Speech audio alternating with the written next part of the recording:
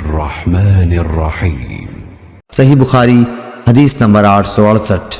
یحییٰ بن ابی کثیر نے بیان کیا، ان سے عبداللہ بن ابی قتادہ انصاری نے، ان سے ان کے والد ابو قتادہ انصاری رضی اللہ عنہ نے بیان کیا کہ رسول اللہ صلی اللہ علیہ وسلم نے فرمایا کہ میں نماز کے لیے کھڑا ہوتا ہوں، میرا ارادہ یہ ہوتا ہے کہ نماز لمبی کروں، لیکن کسی بچے کے رونے کی آواز سن کر نماز کو مختصر کر دیتا ہوں کہ مجھے اس کی ماں کو تکلیف دینا برا معلوم ہوتا ہے۔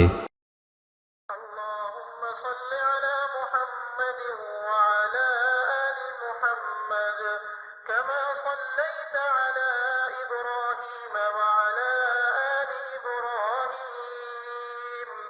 إنك حميد مجيد اللهم بارك على محمد وعلى آل محمد كما باركت على إبراهيم وعلى آل إبراهيم إنك حميد مجيد۔